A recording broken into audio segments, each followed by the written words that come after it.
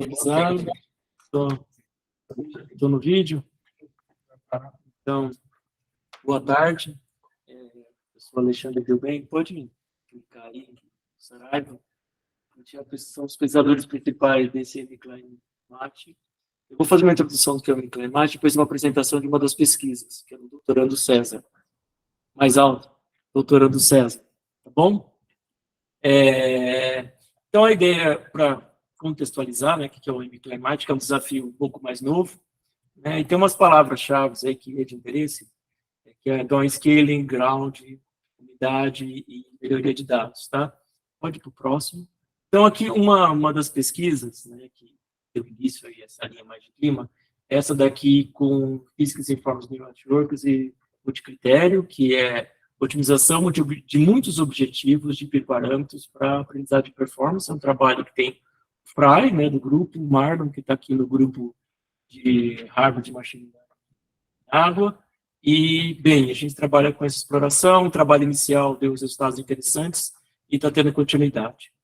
Aí depois tem um outro trabalho importante também, que também envolve a otimização de muitos objetivos e hiperparâmetros para modelos físicos, né, hidrológicos, de bacias, para modelar na bacia enchente, inundação e alagamento, de uma forma geral, em bacias de interesse do CEMADEM, que tem poucos a nenhum medidores no chão. Né? E pode passando, tem uma dinâmica de muitos modelos, né, métodos, que podem ser usados com muitos parâmetros e que os resultados podem ser bem diferentes e muito interessantes. Então, aqui também é um resultado inicial que foi bem promissor e o CEMADEM demonstrou interesse em fazer parceria.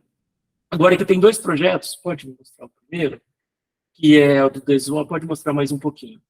Esse era um trabalho primeiro na parte de roteamento de veículos para distribuição de alimentos perecíveis e redução de carbono na cidade de São Paulo, com um modelo bayesiano e hierárquico, com algumas condições relaxadas, e teve um resultado bem interessante, podendo trabalhar com incidência da ordem de 50%. E agora a ideia é estender isso para essa área aqui de dados de satélite e dados no chão, fazer um merge para trabalhar com downscale. Tem uma perspectiva bem interessante para essa área. Na mesma linha desse downscale, dessa velocidade de satélite do chão, agora está o novo projeto de inovação do pós-doc do Puro Vila, usando Graph Neural Networks, tá? Para fazer essa melhoria. Então, duas linhas diferentes para fazer essa melhoria de dados no chão, né, numa bacia. Então, são projetos iniciais, pode passar. Agora, a gente vai falar do projeto, né, da apresentação de hoje, que é esse de assimilação de dados de radiância por redes minerais celulares do César Magno, que faz doutorado aqui no curso do Ciforiá. É o Centro Nacional de Monitoramento de Desastres Naturais. Primeiramente, boa tarde a todo mundo. Meu nome é César Magno, vou falar um pouco da minha formação rapidamente, sou matemático de origem.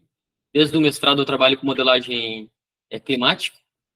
Antes do doutorado eu estava no INPE, fazendo parte do grupo de pesquisa da assimilação de dados, e entrei ano passado aqui, orientado pelo professor Delben e pelo professor Saraiva, e eu trabalho com assimilação de dados de radiância, basicamente, esse é o meu know-how, eu trabalhava lá no INPE já há alguns anos nessa matéria, e dentro do nosso grupo eu vim desenvolvendo estudos de radiância com técnicas de IA que a gente vai demonstrar o que a gente tem feito, né, e pretende fazer ainda mais no futuro.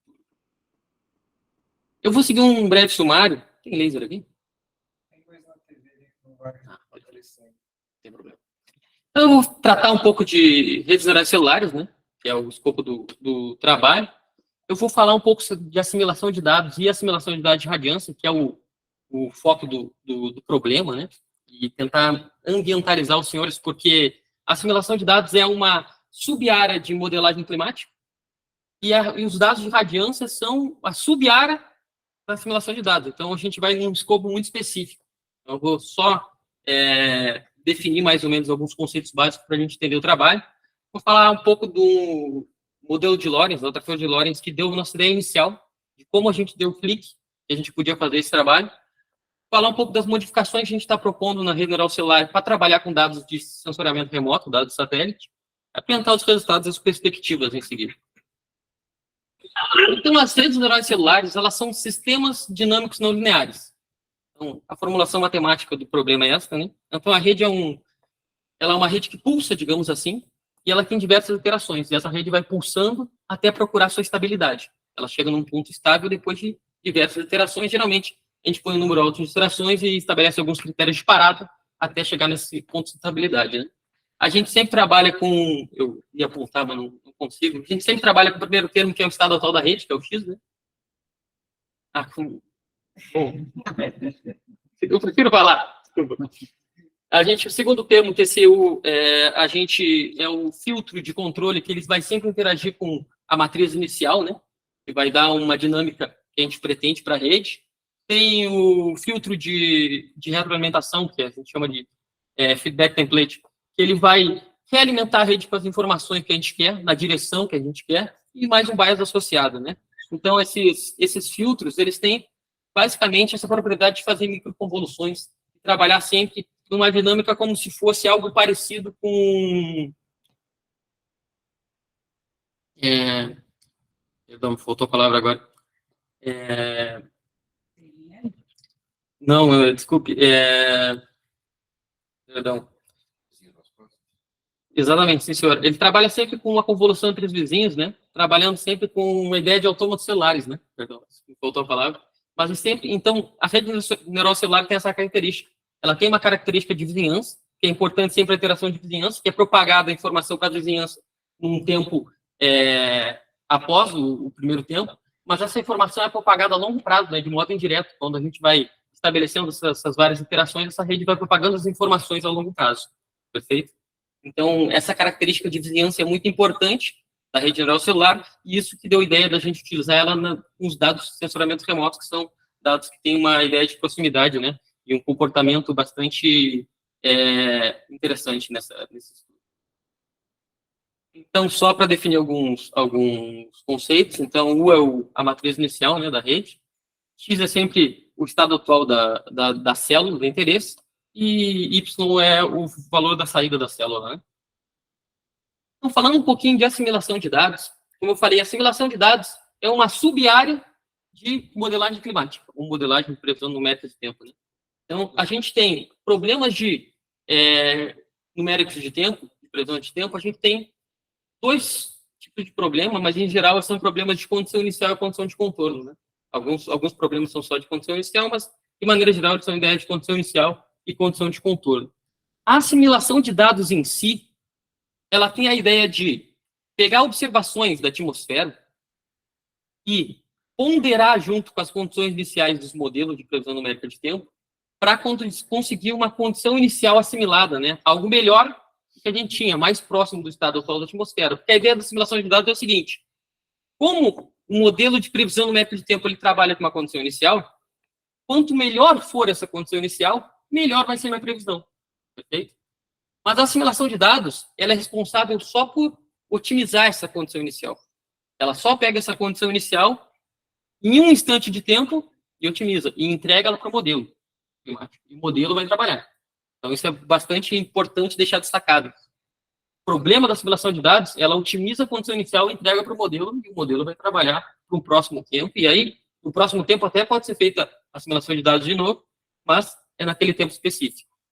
E por isso que é importante destacar que, tanto na assimilação de dados quanto nos nossos estudos, a gente não usa informações do passado. A gente vai pegar observações de um tempo, uma condição inicial de um tempo, e fazer esse processo de assimilação. Falando um pouquinho de radiância, radiância é uma grandeza pouco conhecida, né? O que é radiância? Radiância é o fluxo de radiação de uma área que atravessa um ângulo sólido. Então, basicamente, é o quanto uma superfície ou uma área da atmosfera emite de radiação. Porque, segundo a teoria do corpo negro, todo corpo com temperatura acima de zero absoluto emite radiação.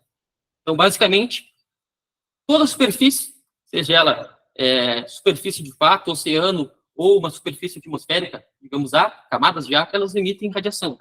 Então, a gente pode estimar radiância nesses pontos. E a radiância, ela pode ser trabalhada porque existe uma ligação direta com temperatura de brilho.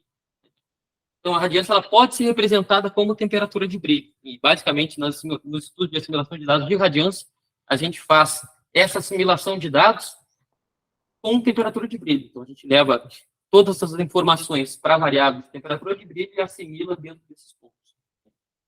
Quem faz a coleta desses dados de radiância é o sensor MSWAY. Existem outros sensores, mas o MSWAY é o principal sensor, vocês vão ver por quê.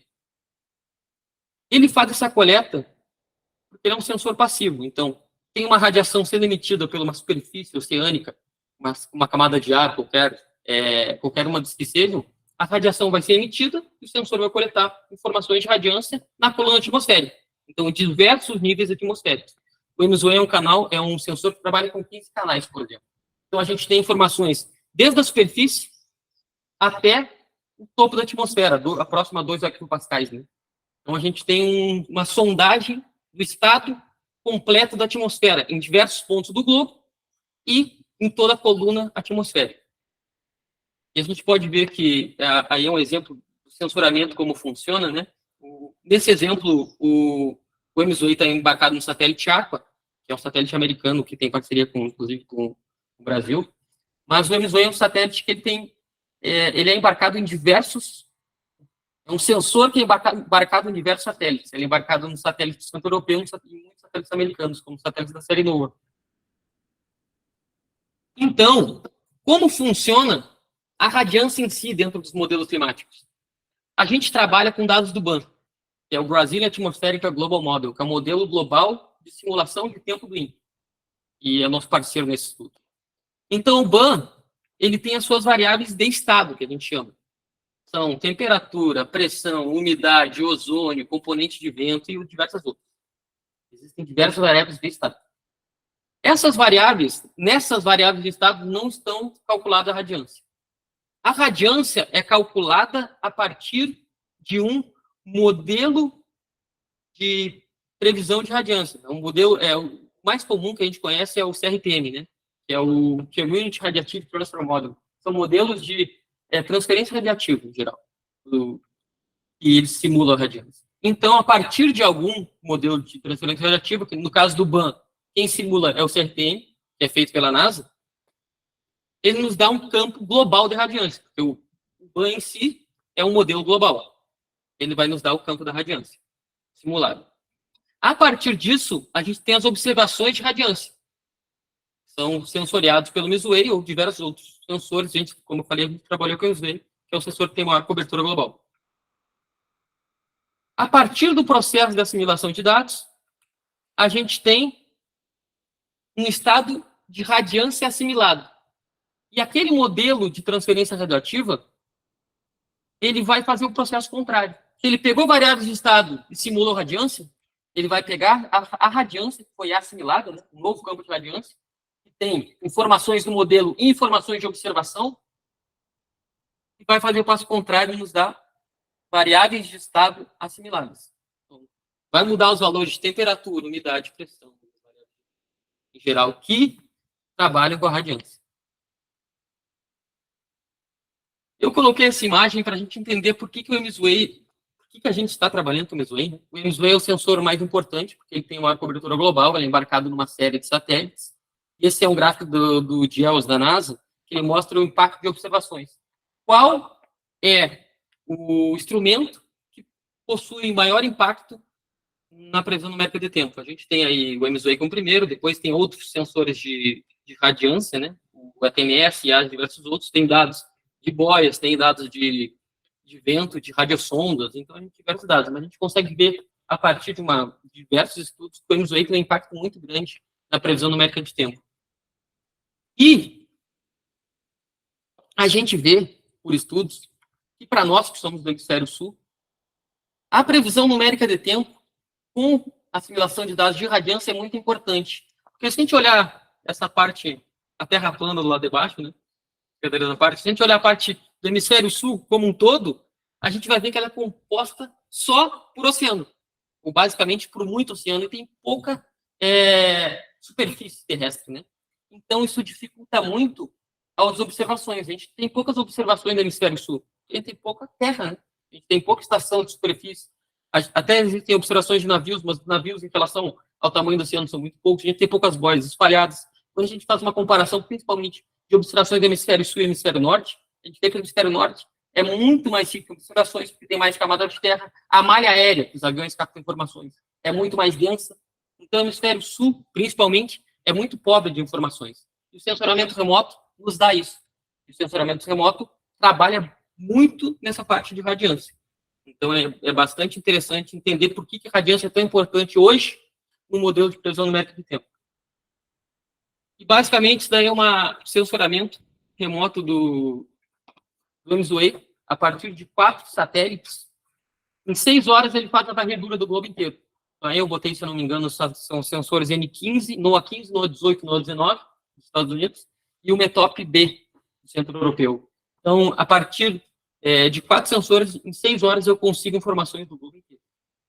E sempre lembrando, estou falando do globo inteiro e eu estou falando de diversos níveis atmosféricos, saindo da superfície e indo nas informações mais próximas da camada limite da atmosfera. Isso a gente vai ver a seguir, mas eu sempre coloco que é importante a gente entender. O sensoramento remoto ele trabalha de uma maneira muito específica. Não existe um sensoriamento homogêneo em questão de distância de um ponto a outro. Ele é feito de maneira latitudinal, mas ele tem um pêndulo.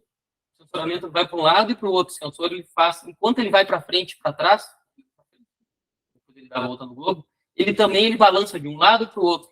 Então, as observações elas não vão estar distribuídas de maneira homogênea. Elas têm uma certa distribuição que a gente vai conseguir entender melhor elas quando eu avançar nos slides, no que a gente está propondo, mas elas têm essa característica.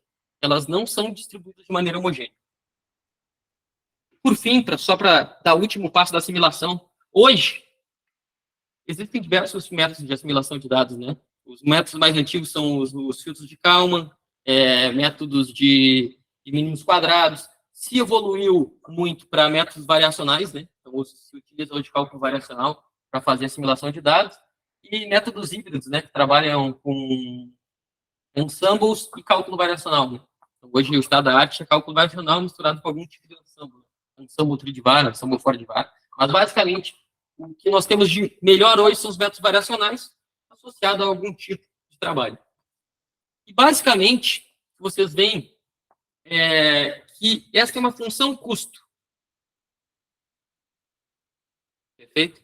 A função custo é o J de X, e ela é uma matriz gigantesca, ela trabalha com todas as observações, além das observações de radiância, as observações que nós chamamos de convencional. As observações provêm de navios, de boias, da malha aérea, que nós temos observações de estações de superfície, a gente tem diversas observações de aeroportos. Além dessas observações, nós temos mais as observações de radiância, que são observações em termos de números densos. Por exemplo, cada canal do James Webb, ele trabalha com em torno de 9.000 observações. Tem que pensar que são 15 canais, e quando eu fiz aquele escaneamento do globo, de 4 sensores, vocês imaginem, 9.000 vezes 15 vezes 4. O número de observações que nós temos só falando de radiância.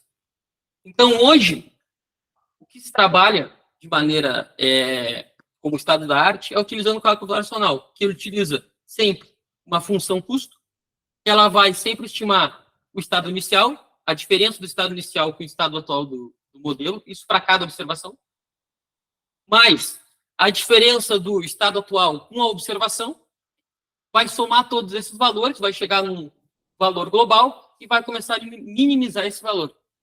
A partir da utilização de... Bom, quem conhece cálculo variacional sabe que utiliza os funcionais para fazer todo esse processo. E é um processo bastante denso, matematicamente falando. Embora seja o que nós temos hoje de estado da arte, ainda é um pouco denso. Porque a gente vai ver a seguir, quando a gente dá um número muito grande de observações, o tempo de processamento aumenta muito. E basicamente só esse último conceito que eu vou detalhar, que é um conceito básico da assimilação que a gente vê lá dos mínimos quadrados. E sempre se estendeu, né? Existe uma coisa chamada incremento de análise ou inovação, que é sempre a diferença entre a observação e o estado atual daquela célula, daquele ponto do modelo, falando assim, né? Isto é algo que sempre foi utilizado e a gente tentou manter esse conceito dentro do nosso trabalho e conseguiu. Então, isso eu vou usar a seguir, e é um conceito que a gente tem que saber o quanto o modelo está longe da observação. Isso é importante para nós saber, para cada passo de tempo, inclusive. A gente vai ver que, inclusive, né, A função custo é uma função quadrática, que ela vai sendo minimizada. À direita, quem vê aquele gráfico da função custo, é o número de iterações, como ela vai sendo minimizada, para chegar num ponto mínimo ou num critério de parada, depende muito de como os centros operacionais trabalham. O INC, por exemplo, ele não trabalha com critério de parada. Ele faz o que ele chama de alter loops. Ele dá um número de iterações para fazer, e quando chegar lá nos 50, ele para. Eu falei... Um minutinho só. Perdão. Eu falei que nós tivemos um brinquedo que nós fizemos, foi a nossa ideia inicial, que nos deu o clique, de que a gente podia estender esse trabalho para um trabalho com dados reais, de observações de sensoriamento remoto.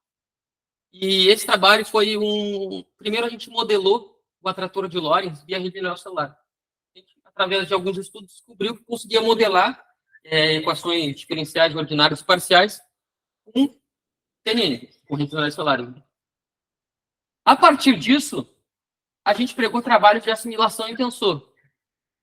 Eu consigo inserir assimilações de dados no modelo do atrator de Lorentz. Por que isso? O atrator de Lorentz é um atrator que simula muito bem a caoticidade da atmosfera. Então, quando a gente tem uma dinâmica da atmosfera que é concebido a um pequeno incremento, um pequeno ajuste, a gente vê que o modelo ele muda muito. Isso acontece na atmosfera, quando a gente vai ver estudos de turbulência, de convergência, de diversos estudos. Para diversas variáveis na atmosfera, a gente vê que pequenas mudanças de variáveis, pequenas mudanças dos valores das variáveis, numa previsão climática de tempo, para tempos futuros, o comportamento muda muito. Então, o Lorentz ele é muito utilizado em estudos de previsão numérica de tempo desse contexto. Então, a gente modelou Lorentz de duas maneiras. Primeiro, a gente usou um modelo de controle que foi inicializado no ponto 1, 1 e 1, x1, y1 e z1. E ele teve aquele comportamento, digamos, um pouco mais comportado em azul, né? Eu sou gremista, então tudo que tiver em azul é melhor. O vermelho ele tende a ser ruim. Então, a gente inicializou o segundo modelo, que a gente chamou de gêmeo, em 2, 3 e 5. E a gente vê que uma pequena mudança da condição inicial deixou o modelo muito mais acelerado, digamos assim, né? O comportamento ficou bastante divergente. Dentro dessa ideia, o que eu precisava? Eu já tenho um modelo. Eu vou dizer que é uma representação de algo da atmosfera. Eu preciso de observações para conseguir fazer a assimilação. A assimilação precisa de observações e de um modelo. Eu peguei o meu modelo de controle e estabeleci observações sintéticas. Peguei 10 observações, uma no tempo 50, uma no tempo 100, uma no tempo 150, uma no tempo 200, até o tempo 500. Então, estão apontados aqui no eixo X, está apontado em verde, no eixo Y está apontado em rosa e no eixo Z está apontado em cinza. Então, eu peguei essas 10 observações. E o que eu pensei? Eu vou usar essas observações. Eu não vou dizer que eu pensei, não. O que eu reproduzi com o trabalho do professor Fabrício Harter. Ele já tinha um trabalho de assimilação com Lorentz, né? Eu só fiz isso dentro de uma rede neural celular. O que eu reproduzi? Eu reproduzi um processo de assimilação com essas observações sintéticas que eu criei de um modelo, utilizando isto, modelo gêmeo, como se fosse comportamento da atmosfera. Então, agora eu tenho observações provenientes do modelo de controle e eu tenho um modelo a ser assimilado. E como eu falei, o que a assimilação de dados espera? Ela espera uma condição inicial, um modelo otimizado. Então, eu espero algo que fique entre o modelo gêmeo e o controle, que fique entre a observação e a condição inicial. Algo coerente aos dois. E a gente vai ver que a gente conseguiu reproduzir. Então, primeiro vai ser um modelo gêmeo não assimilado, né? A gente vai ver que, conforme ele vai rodando, vai aparecendo esses pontos em vermelho, que são as observações que eu tirei lá do modelo de controle. Isso daqui é o comportamento não assimilado. Quando ele não foi assimilado, o comportamento é esse. Eu tenho essas observações. Ao lado, vocês vão ver um comportamento... Acho que deu uma travada só. Assimilado. Então, vocês vão vendo que... Travou até um pouco no início. Mas notem que ele vai sendo corrigido em direção à observação. Não na observação, mas em direção da observação. Ele é corrigido em um ponto intermediário entre a observação e o que ele já tinha como estado do modelo. E o comportamento fica completamente diferente do modelo gêmeo, mas fica coerente com o controle.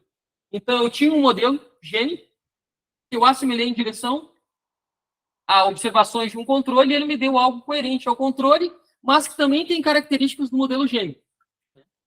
Então, a assimilação de dados é isso. Eu vou ter algo otimizado entre as observações e entre o que eu tinha como condição inicial. Perfeito?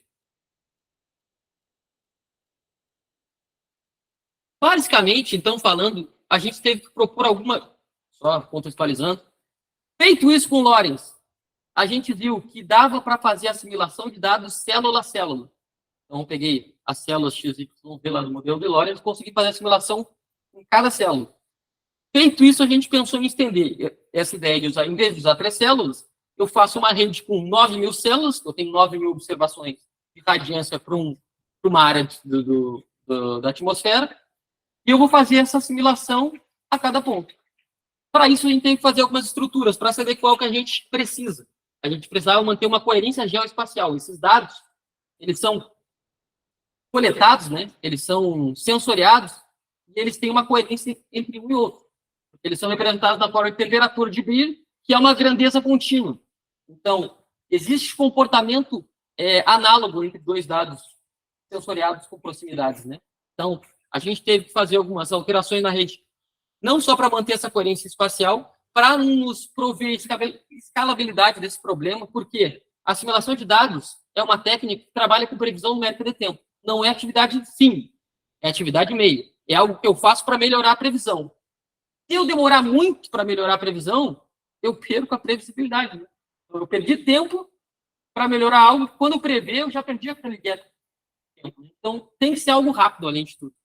E a gente fez tudo isso de uma maneira interpretável, para realmente olhar o problema e identificar, não, isso é feito dessa maneira, tem coerência geoespacial, os dados são dessa forma, a rede é dessa forma. Então, a gente apresentou algumas mudanças. Primeiramente, a gente vai voltar lá no que a gente falou, dos dados, né? Que são sensoriados de maneira não homogênea, mas eles têm um comportamento. E a gente consegue identificar. A gente, quando vê os dados, a gente vê que eles têm comportamento coerente quando a gente ordena eles de maneira temporal. Um dado coletado em seguida do outro, ele tende a estar próximo. Pode não estar, mas se eu pegar uma série de 5, 7 ou 9 dados, eles vão estar próximos, como a gente tem aqui uma série de 5 dados. Então, o primeiro dado até está longe do segundo, mas quando a gente põe terceiro, quarto e quinto, eles estão próximos. Então, a gente consegue manter essa característica geoespacial dos dados que a rede neural celular tem originalmente, mas ela trabalha com matrizes. Como eu ordenei toda a minha série em uma dimensão que é o tempo, agora eu tenho vetores.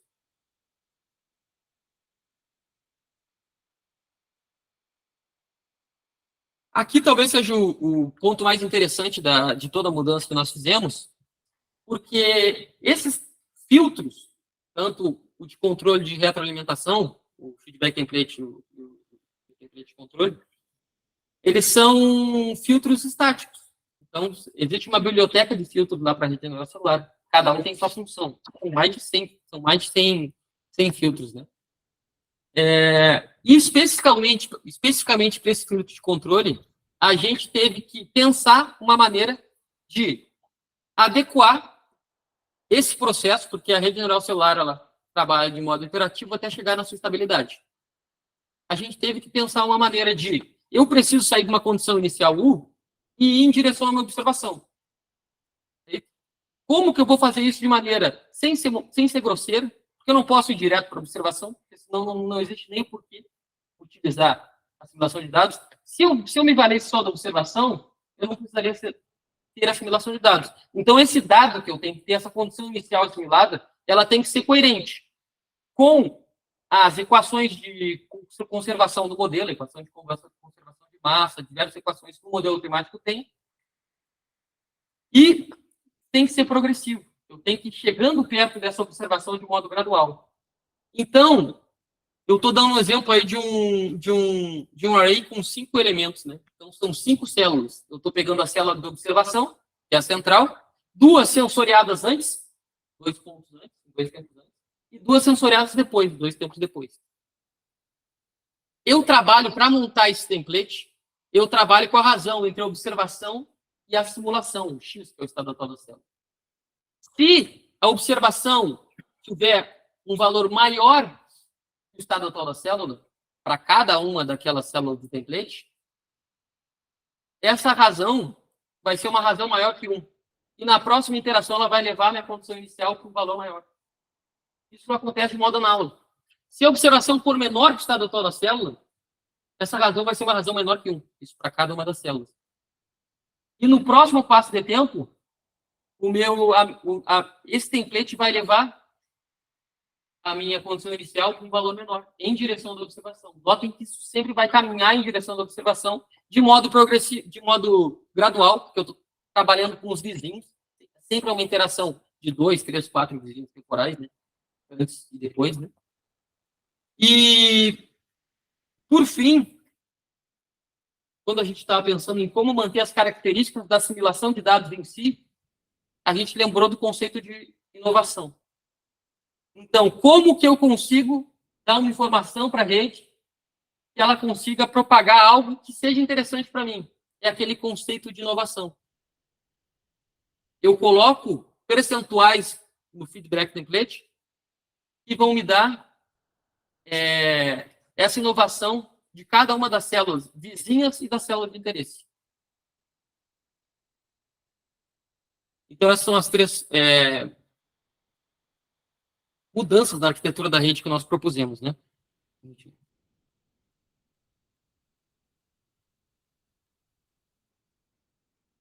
Por fim, para apresentar os resultados, eu só vou definir alguns parâmetros de análise que a gente tem.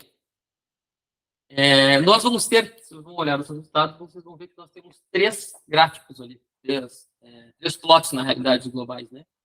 Existe o primeiro que vai estar à esquerda, vai ser o O menos F. F, odd observation, né? F é the first guess. First guess é a condição inicial, o que o modelo tem antes de ser assimilado. O A é de análise, ou de assimilação, como preferirem, né? Que vai estar à direita abaixo, que vai ser o que atualmente o INPE faz de modo operacional. Na realidade, pré-operacional, né? Estou colocando em operação. O sistema de modelagem numérica e assimilação de dados. Que é feito com um método tritivário convencional. E acima nós vamos ter à direita acima nós vamos ter o OMC, que é o nosso dado, assimilação feita com redes neurais celulares. Então, vamos ter o OMA, que é a assimilação tradicional, feita hoje de forma pré-operacional, o OMC, que é a assimilação feita com as redes neurais celulares, e o OMF, que é as condições iniciais antes de serem assimiladas. E dentro delas a gente vai olhar o erro global médio e o desvio padrão, que são 2 informações de interesse.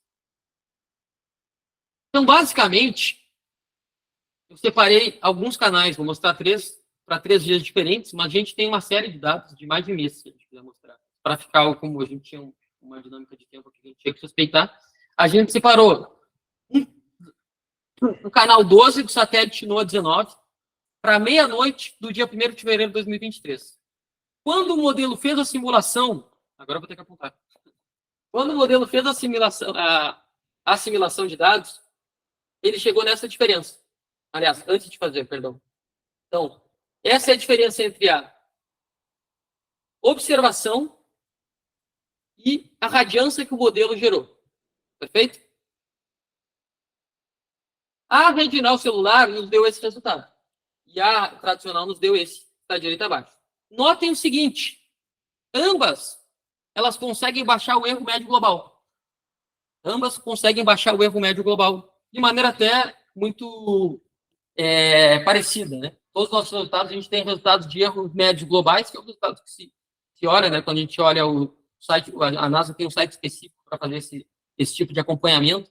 A gente olha que eles olham alguns dados do MF e MA, que são erro médio global e desvio padrão. Porque isso tem uma ideia de o quanto o modelo está errando e qual é a distribuição desse erro em quais pontos específicos. Né?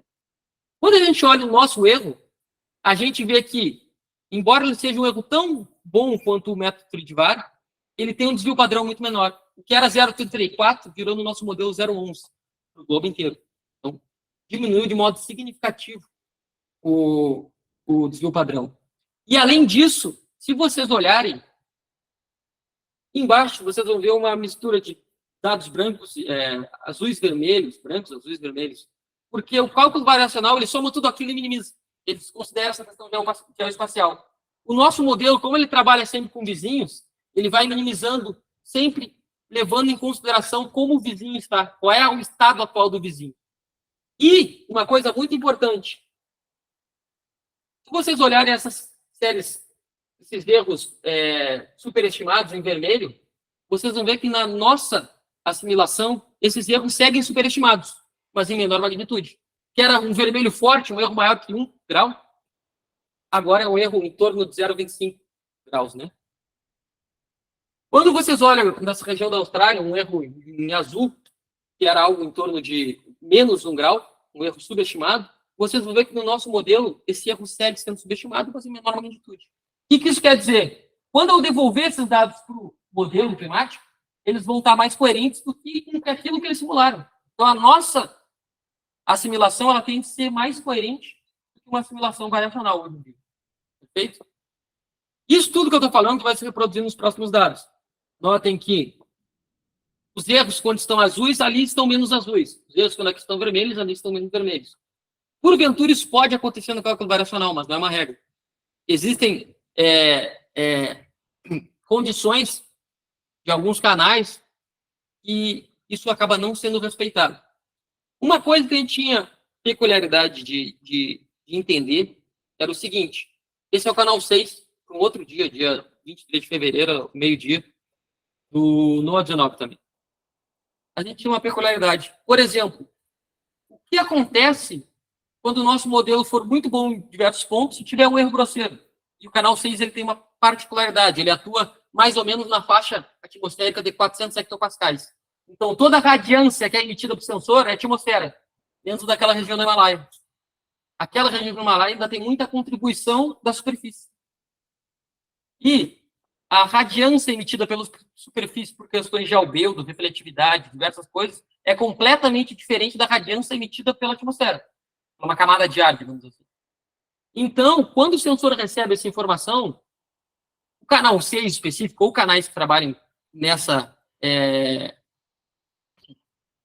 altura atmosférica, né, em 400 hectopascais, eles tendem a ter esse problema naquela região. E a gente tem a preocupação, será que todos os vizinhos darem erros relativamente próximos a zero, eu não vou pegar esse erro e sumir com ele? E eu não queria isso? Porque ali existe um erro e existe uma explicação para esse erro. E a gente pode notar que a rede neural celular ela consegue até entender quando existe um erro grosseiro no modelo. Ela consegue manter aquele erro, ela diminui a magnitude do erro, ela se aproxima da observação do que ela quer, mas ela ainda mantém aquele erro grosseiro. Então, ela não vai desconfigurar o globo, digamos assim, áreas do globo, porque ela entende que a gente está trabalhando em locais, quase que locais em alguns pontos. E, por fim, eu posso repetir o que eu falei, a gente baixa sempre o nosso erro global, algo que era 0,01 fica em torno de 0, algumas casas decimais, e o desvio padrão, que era 0,17, a gente baixa para 0,1. Então, a gente consegue ter valores tão bons em erros globais médios, a gente consegue ter desvio padrões pequenos e dados coerentes com a simulação inicial do modelo. E eu acho que eu comentei sobre a ingestão de dados que a gente tem hoje em dia, dificuldade no INPE, né? Hoje em dia, o INPE trabalha com uma série de dados convencionais e dados de radiância, ele trabalha só com a MSWAY. Com os dados do MSWAY, ele demora em torno de 15 minutos para fazer o processo de simulação. Eles já tentaram inserir outros sensores, se não me engano foi o ATMS, tem 22 canais. Esse tempo saltou de 15 minutos para 45 minutos. O nosso modelo, a gente ainda não tem acesso aos clusters do INPE, para testar de maneira honesta, né, fazer essa comparação. Mas nos computadores locais nós demoramos 1 minuto por canal. Só que a grande questão é, enquanto o modelo variacional precisa de todos os dados para assimilar tudo junto, eu posso assimilar canal por canal.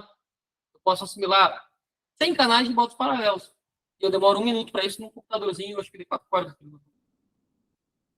Então, eu posso trabalhar de modo paralelo. Basta que eu tenha condição para isso. E aí eu poderia trabalhar com N sensores, né? Aí depende das configurações que nós tenhamos à disposição. As nossas perspectivas futuras de trabalho, elas são algumas, né? A gente tem um pouco mais de um ano de estudo, trabalhando especificamente com redes celulares aplicados a isso. A gente começou lá estudando redes celulares, foi um processo bem denso, bem doído, e foi vindo, e a gente começou a entrar nessa área da assimilação no início do ano, né? Mais ou menos em março, a gente começou a entrar nessa área, conseguiu contato com o INPE, mostrou os resultados para eles gostaram, eles estão nos ajudando, inclusive estão nos ajudando na divulgação. A gente tem 2 contatos lá, um é o professor Luiz Sapussi, da área da assimilação, né? Do grupo de assimilação, e outro é o professor Haroldo Fraga, da área da computação, do LACS, Laboratório de Computação. Eles estão nos ajudando com a divulgação. O professor Sapussi, essa semana passada, ele visitou o NCAR, né? Que faz parte, que é cofinanciado pela NASA, que é o Centro de Ciências Atmosféricas americano. Ele levou esse nosso trabalho para conhecimento. Juntamente com o professor Haroldo, a gente vai apresentar o nosso trabalho no Simpósio Internacional de Assimilação de Dados, agora, dia 14, a gente está viajando, na Itália, em Bolonha, para mostrar esses resultados. E a gente tem algumas ideias para evoluir esse trabalho. A gente pretende montar um modelo híbrido junto com ele. Então, como a gente está assimilando só a radiância, existem outras configurações que a gente não está assimilando. A gente pretende montar um modelo híbrido e ver os resultados que isso vai dar, assimilando a radiância via rede neural celular, as outras observações via cálculo variacional, e ver o que a gente vai ter de resultado como previsão com isso. A gente pretende estender essa metodologia para outras variáveis, porque eu trabalho com radiância, especificamente, porque é um know-how que eu tenho. Eu trabalho alguns anos com assimilação de dados, comecei a trabalhar com mestrado em 2017 com assimilação de dados. Quando eu fui para o INPE, não tinha especialista em radiância, acabei me especializando na área, fui para o CMWF fazer curso, então eu tenho esse know-how especificamente em radiância. Mas nada impede da gente trabalhar com outras variáveis contínuas, né? Radiância é representada de forma de temperatura de brilho, que é uma grandeza contínua, é uma variável de grandeza contínua. A gente pode trabalhar com umidade de solo, a gente pode trabalhar com outras diversas grandezas, contanto que elas atendam algumas condições. Mas, basicamente, na minha cabeça, variáveis contínuas, elas conseguem ser trabalhadas com redes neurais celulares. A gente também pretende contribuir nesse trabalho com o MONAN, né, que é o Model for Ocean Land Atmospheric Prediction, que é o INPE está lançando, que é um modelo acoplado de diversos modelos, modelo oceânico, modelo atmosférico. São diversos modelos que eles estão montando para 2028 a 2030 lançar. É algo que pretende ser bastante inovador. Eles olharam o nosso trabalho, tiverem interesse em estender esses estudos de assimilação dentro do modelo deles. E a gente está procurando outros parceiros, né? A própria IBM, a gente tem alguns contatos com a Metro IA. Então, a gente tem apresentado esses nossos trabalhos desde a metade do ano. A gente começou a divulgação dos primeiros resultados. A gente ainda tem feito outros estudos dentro dessa área. E, de maneira geral, isso que eu tenho para apresentar. Eu gostaria de agradecer ao Centro, à USP e ao INPE, que são nossos parceiros nesse estudo. E desde já fico à disposição agora e nesse meio para os senhores. Muito obrigado.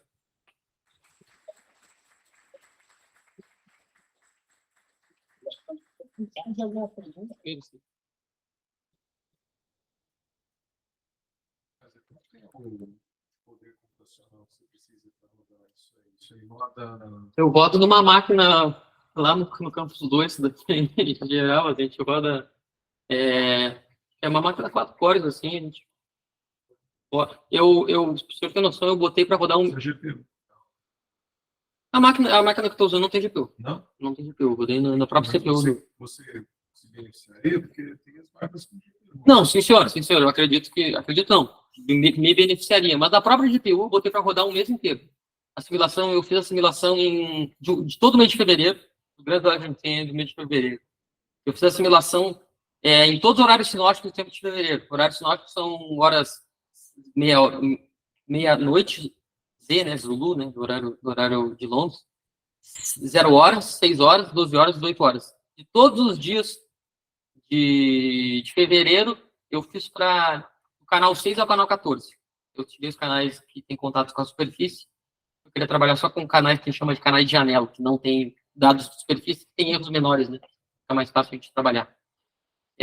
Então, eu fiz, são 10 canais para 112 dias são 1.120 assimilações eu fiz. Eu botei para rodar de noite, cheguei no dia tal, pronto. Então, assim, não. É algo que consegue ser feito de maneira bastante rápida. Assim. 120 é 120 dados aí que você tem, que você está assimilando? Como que Não, é? Porque assim, você mostrou ali com 5, né? Eu fiz Para ver a relação eu fiz espacial e 1.120 assimilações dessas.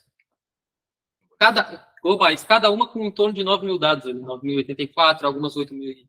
Então, assim, eu assimilei, pega essa 1.120 e multiplica por 9.000 observações em geral que tem. Eu assimilei tudo isso em uma noite, basicamente. Botei rodando lá e o dia estava pronto.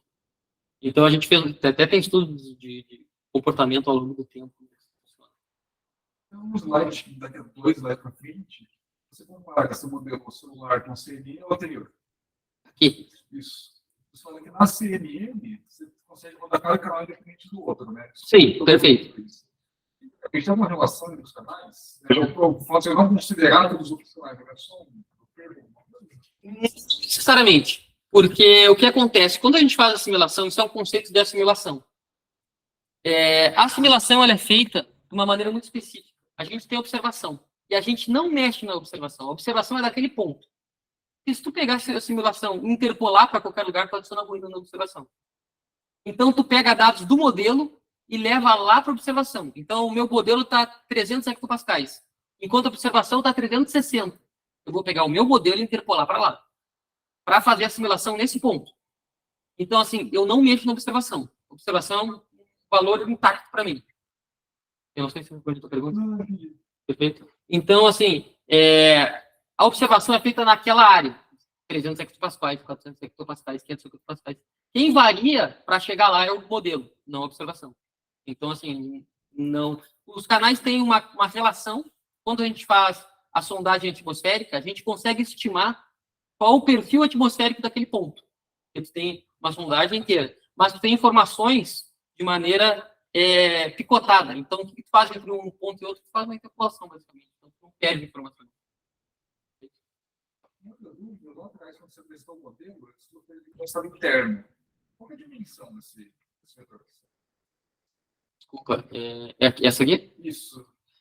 X. Tu diz esse vetor que está em amarelo? O X. O X, em geral, sai do mesmo tamanho das observações. Se a gente tem 9.000 observações, o X vai ser de 9.000. Mas, claro, como eu estou tratando ponto a ponto, neste momento ele vai ser, se eu estou usando o ponto e dois vizinhos, ele vai ser um vetorzinho de 5 tamanhos, porque vai ser o ponto e seus dois vizinhos. Então, eu vou calcular a inovação para aquele ponto. Quando eu passar ponto vizinho, vai ser o ponto e seus dois vizinhos. Eu vou fazer isso 9 vezes. Sim. Exato. Primeiro eu difundo a informação, naquele instante de tempo, do tempo 0 para o 1, né, da interação 0 para o 1, eu difundo essa informação de maneira direta. Mas se eu pensar a longo prazo, se eu fizer 50 ciclos, essa informação vai passando para o vizinho, que vai passando para o outro, que vai passando para o outro, vai passando para o outro. Então, eu difundo a informação na rede inteira, de algum modo. Tá bom, e como funciona essa divisão? Significa a malha que você tem espacial os pontos não estruturado, né? Sim, a gente estabeleceu essa vizinhança de modo temporal, porque quando eu tentei estabelecer, a primeira vez que eu tentei estabelecer essa relação, eu tentei estabelecê-la de modo por latitude e longitude, os pontos mais próximos de latitude e longitude. E aí a gente vê o censuramento do MIS-8. Só que acontece alguns pontos. Acontece alguns problemas que é característico do censuramento remoto. Como o globo, a gente pensar no globo, né? Sabia que era Terra plana, até ficou gravado. Mas quando eu penso no globo, os meus polos são pontos mais finos, digamos assim. O Equador é um ponto mais perfeito. Quando o sensor ele passa no Equador, ele não consegue preencher o Equador inteiro. Nota que tem alguns gaps ali no Equador, né? Perfeito? Quando eu estabeleci essa vizinhança por latitude e longitude, quando ela pegava pontos do Equador de vizinhança, um vizinho que o próximo tivesse lá do outro lado do gap, a temperatura, quando eu pegava um ponto daqui e esse daqui, a temperatura variava muito. Porque a gente pode pensar, isso daí é 2 graus. Só que isso daí é 100 quilômetros, 200 Na quilômetros. prática, era resultado do satélite. Então. Exatamente. Temporal, trajetória. Aí eu consegui resolver esse problema ordenando esses dados por tempo. E aí a gente até fez estudos de aumentar, a gente utiliza 2 vizinhos, né? Sensoriados antes e depois. A gente fez estudos para 3 vizinhos e 4 vizinhos. De maneira geral. Tem alguns ganhos, tem algumas coisas que a gente até não trouxe porque não discutiu bem. Mas a gente já fez alguns estudos aumentando esse tamanho desse vetor de vizinhança. Para 7 para 9, por exemplo. A gente aumentou. Mas essa foi a explicação de por que se ordenar de modo temporal. E às vezes, quando eu ordeno latitude e longitude, eu acabo pegando vizinhos que estão muito distantes, em alguns pontos, e isso atrapalha a dinâmica da rede. Principalmente no Equador, que é um ponto muito importante do globo, né? É uma área muito importante do globo.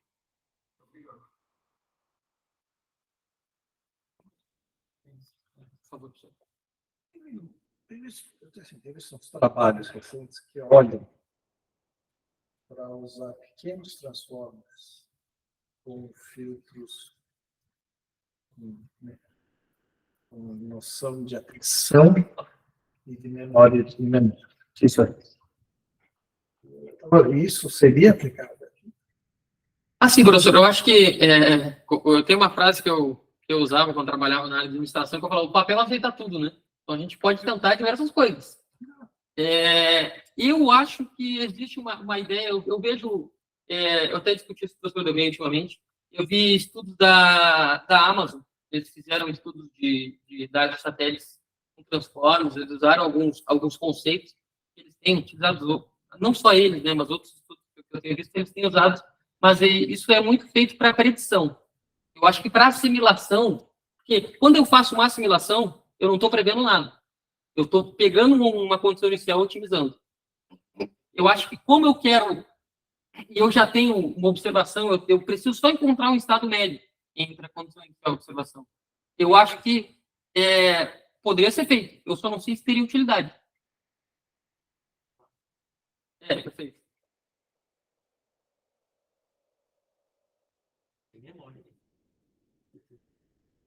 Eu posso fazer uma pergunta?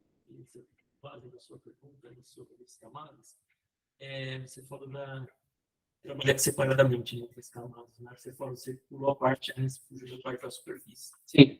Você podia explicar por que você fugiu de falar de superfície e a importância talvez de trabalhar com mais de uma camada, mais de uma da superfície. Uma umidade também. Sim, não. Acho que vou até passar o slide. A gente fugiu um pouco de trabalhar, vou pegar uma figura qualquer. A gente fugiu um pouco de trabalhar nas questões de superfície, por causa que a gente tem uma dificuldade de estimar temperatura de brilho na superfície, por exemplo. A gente tem essa dificuldade, porque a superfície tem diversos parâmetros que as camadas de ar não tem. Né? Se pegar o globo, a camada de ar a 500 hectopascais do globo, vai ser só um ar. Vai mudar um pouco a característica, mas vai ser ar. Quando olha a superfície, a gente olha a gente tem oceano, a gente tem asfalto, a gente tem floresta, a gente tem diversas questões que são difíceis de simular, né? Então, a gente tem uma dificuldade grande de fazer esse processamento. Então, como a gente queria fazer estudos iniciais, a gente começou a trabalhar só com dados acima da superfície, os dados de janela.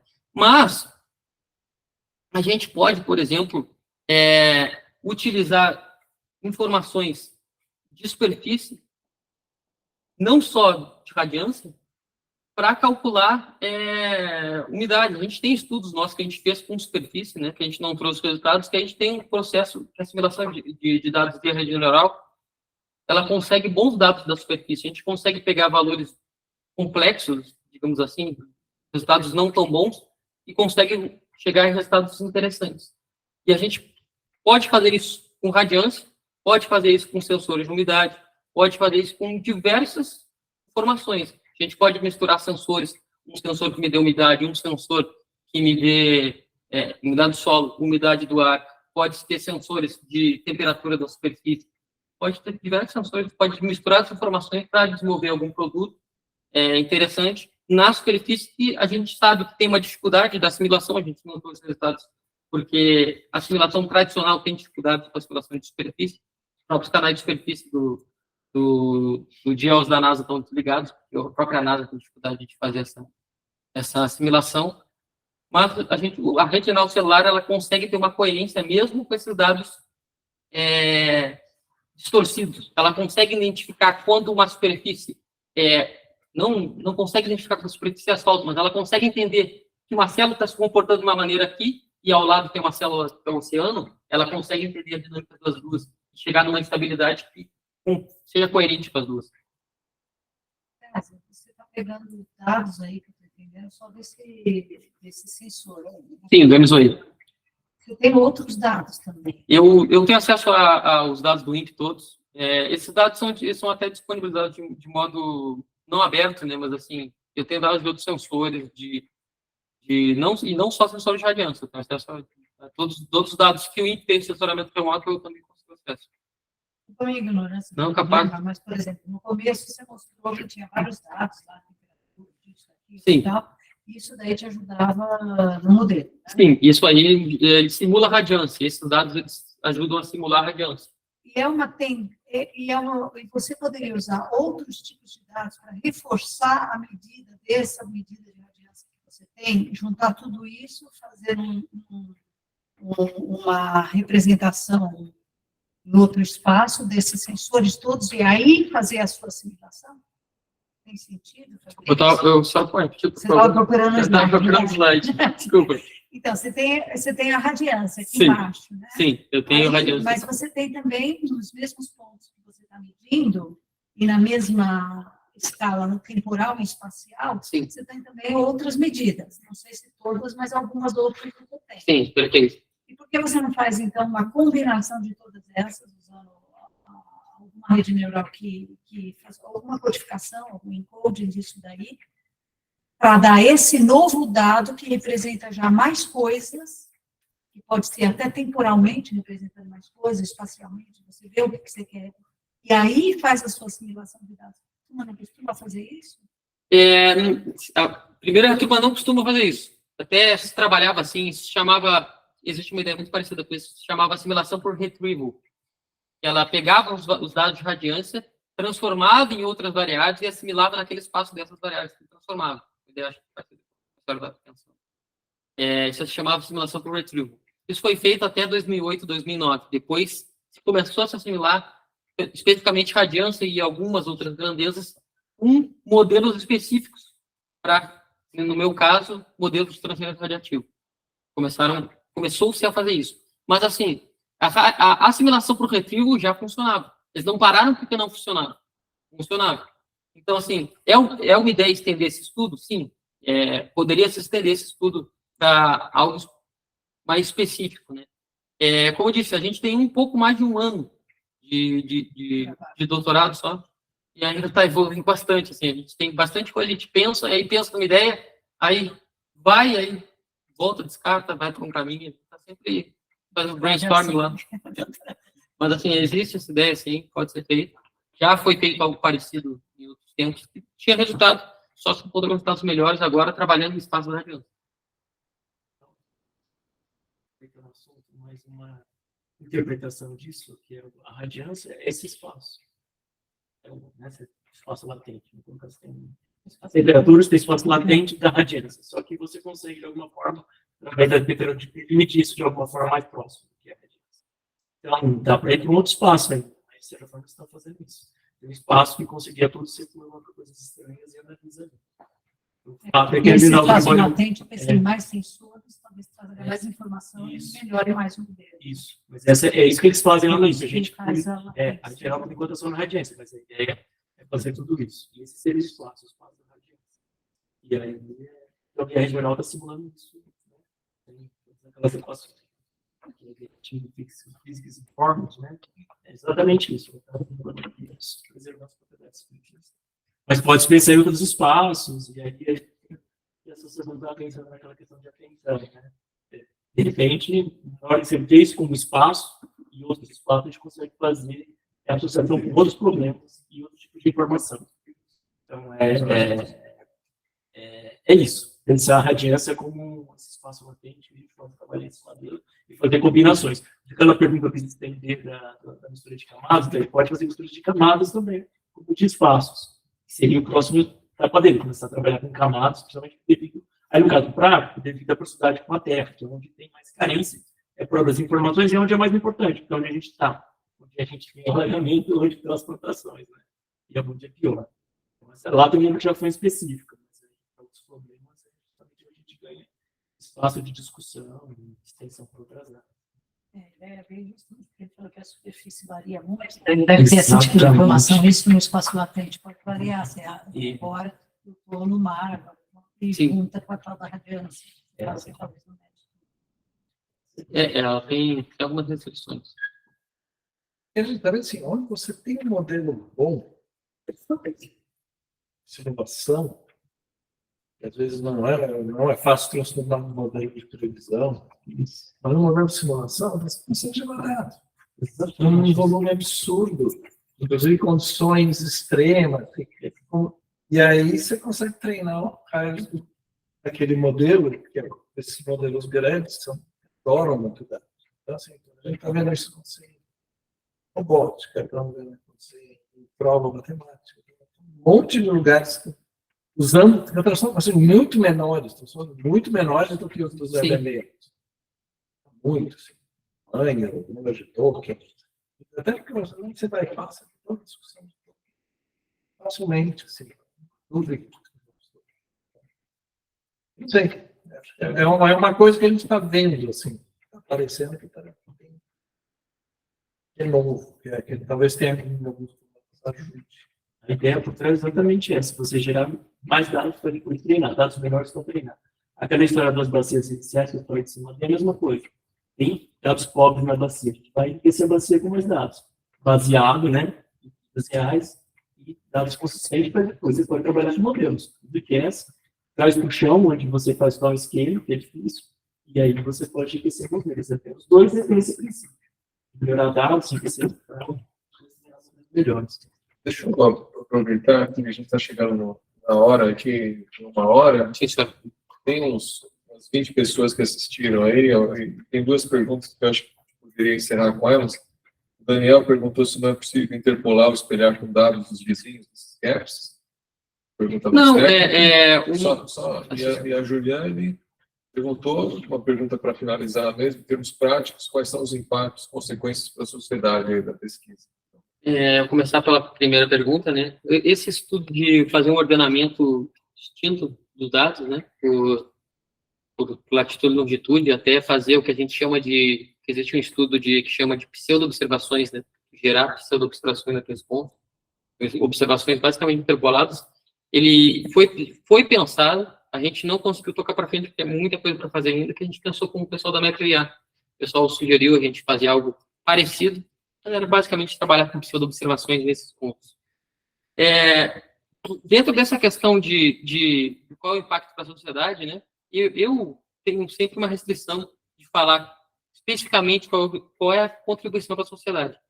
A gente tem, hoje em dia, modelos climáticos que atendem muitas questões pontuais. O Brasil é o único país do hemisfério sul que produz modelagem global de clima e tempo. A gente não tem nenhum outro país no hemisfério sul que produz esse tipo de ciência. E, geralmente, quando a gente produz ciência, os modelos... Sim, isso. Eu falei, a gente foi o Brasil. A gente foi o Brasil. Só para saber quem é. É o Inter. Perfeito. Então, assim, os modelos, eles estão num estado da arte bastante desenvolvido, mas eles atendem algumas questões específicas. Por exemplo, quando teve em Porto Alegre, ano passado, uma tempestade severa, me falaram qual vai ser a magnitude dessa tempestade. Eu, por ter conhecimento de modelos globais, de modelos numéricos, eu fui num modelo americano que eu sabia que ele era melhor para eventos extremos. Tinha vários modelos que eu consultei o modelo americano, que foi o WRF, e eu vi o estado que o WRF apresentou. Eu falei, vai ser algo parecido com isso. De fato, foi. Então, a gente não tem nenhum modelo que seja focado no hemisfério sul, como nós fazemos aqui, especialmente na América Latina, né? Na parte sul da América Latina. Então, a gente poderia ter melhores predições de eventos climáticos extremos, como a gente acabou de ter no sul do Brasil. A gente teve uma chuva que houve uma previsão naquele local, foi uma previsão extremamente alta, se previu 250 milímetros de chuva, se não me falha a memória, no intervalo de 3 horas, que é um absurdo de chuva, e choveu muito mais do que isso. Choveu 370 milímetros. Então, se a gente tivesse algo específico para a América do Sul, bem desenvolvido, algo consolidado, talvez alguém pudesse estar vivo em relação a essa previsão. Eu acho isso particularmente bastante importante, assim. Falando especificamente disso, a gente tem questão agrícola, que depende muito da previsão de tempo.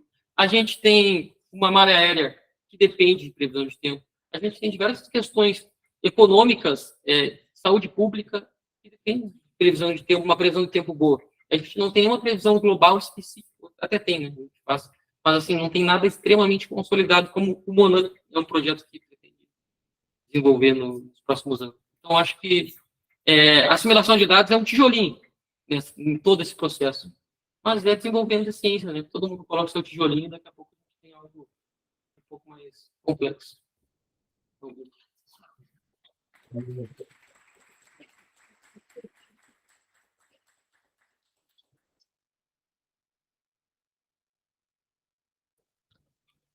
Bom, só agradecer a presença de todos, agradecer o Sérgio pela professor que tem tido o Paulinho, que levou isso para a NASA, vai num congresso até. O congresso, você já tinha encerrado as inscrições? Sim, ele entrou em contato, mandou a ideia, manda, insere aqui, então, mostra que tem interesse. E reforçar esse impacto, acho que é altíssimo, né? Claro, o potencial de impacto, né? Reforçar pelo meu interesse particular, acho que a questão agrícola está muito vinculada a poder fazer esse tipo de usar essa tecnologia, né, que permite você fazer essa questão da conexão espacial dos pontos, é um dos grandes problemas de a gente ter informação de umidade do solo num nível micro. Né? Uma fazenda não interessa saber a previsão do tempo do estado de São Paulo, interessa saber no nível da fazenda próximo daquilo. Se quiser conseguir fazer um downscaling de modelos nesse nível, vai ser uma tremenda riqueza para o pessoal da agricultura. Né? Então, mas mal começou. Né? Há um ano, quanto tempo? Em 3 meses, mas nisso mudando, né? E tudo mais. Parabéns e obrigado a todos.